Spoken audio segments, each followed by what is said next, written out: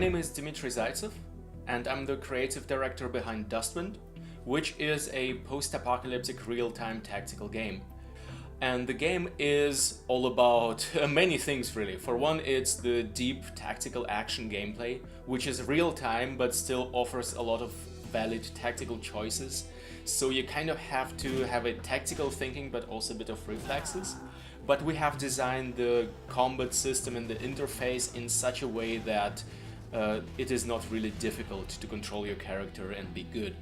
Another interesting point about the game is the character system, which is made in such a way that you can combine all possible skills and gear on your character without any fixed classes. So you could, for example, make a really stealthy but at the same time tanky character.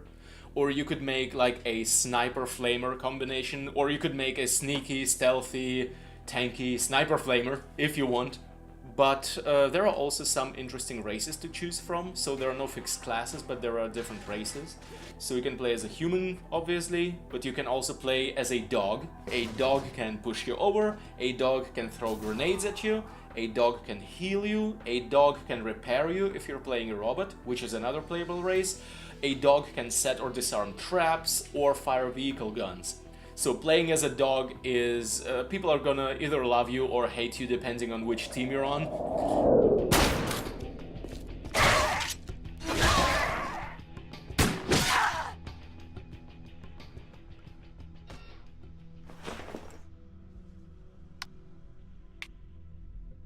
Another interesting aspect about Dustwind is that it offers multiple game modes. So you could play player versus environment with your friends, so co-op, or you could play a player versus environment mission alone as a solo mission.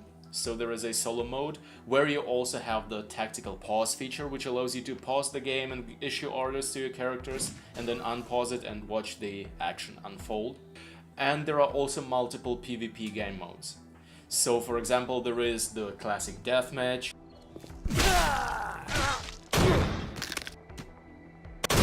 There is also capture the gas, which is basically capture the flag but with gas, because who needs flags? You know, get the gas! That's more important. There is also territory kill switch, which is essentially a hardcore version of the objective mode. So instead of standing there and capturing the objective, there is just this kill switch, which the attackers have to pull, and then everyone's head gets blown off.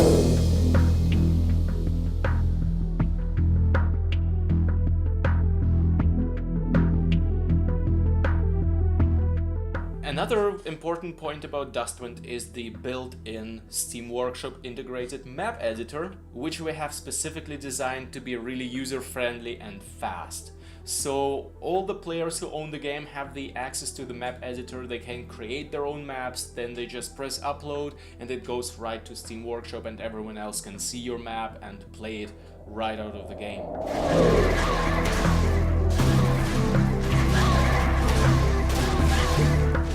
Another important quality in Dustwind is what I call cluster fun. Things like, grenade throwing dogs, or you being able to shoot toilet plungers at your opponents with a compound bow. All the things like that that make the game not just deep and tactical and serious, but also funny, and we think this combination works great, because quite honestly, even if your opponent kills you, it's really hard to be mad at them, because a lot of times it's gonna be ridiculous situations like you've stepped on a mine, and while you're literally blown up in the air, someone snipes your head off, and then you're like, damn, but damn, this was amazing, you know, although you died. You will be kicked off of your sniper tower by a dog that climbs up the ladder and pushes you over, and you're gonna break your neck from the fall damage. And you'll be like, man, that dog's good. All of these features build a unique experience for a community of people which are already playing the game and enjoying it a lot, which I invite everyone to join because it's really, really fun. Let's see that, do the share screen. Oh yeah, that's right. Okay, I think his left back leg is being a bit awkward, but otherwise I don't see anything wrong with the animation. It's all right. Good. So just fix that jittering at the end of the back leg and 10 minutes? Yeah, say 15 minutes. Oh, yes! That's great! That's great. It's going good so far. Alright, great. See ya. In fact, some of the armors and weapons that are found in Dustwind were created first in real life. This right here is the heavy pulse cannon, the prop of it. You can play this weapon in Dustwind in the game.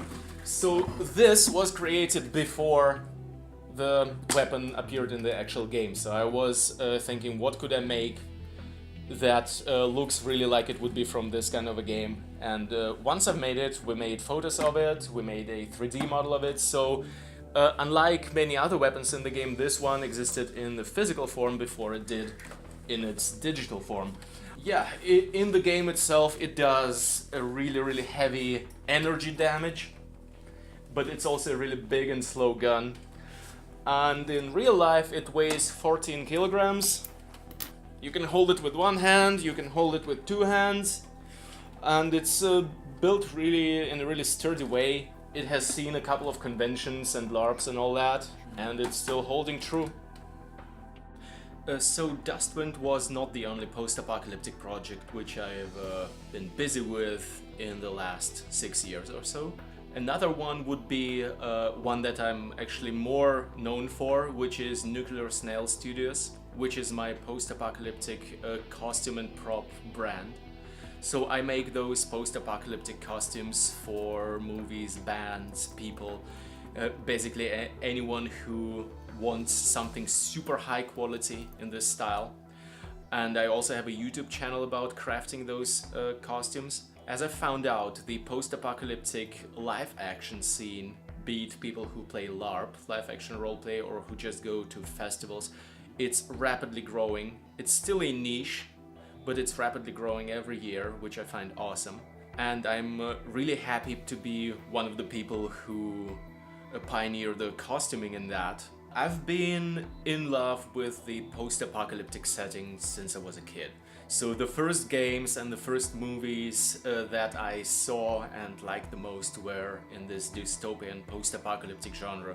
What fascinates me about the post-apocalyptic setting is that, for me personally, it means freedom. So of course there is also this dark side to the whole post-apocalyptic thing, you know, the more realistic settings where it's all death and destruction and chaos and all of that. It's certainly a part of that, but for me personally it's interesting to, let's say, be in those settings and, you know, do the adventure thing and do the action thing and the cooperation thing together with my friends. There is no such thing as one post-apocalyptic genre. Anything can be an influence in a post-apocalyptic scenario, because post-apocalyptic is really just a really broad term, same as science fiction. So that would be another thing. It's really flexible and there is a lot of things you can do as someone creative. For me, it's just something that runs in my veins, all of this post-apocalyptic thematic. I'm gonna be in love with it and I'm gonna be doing it no matter what.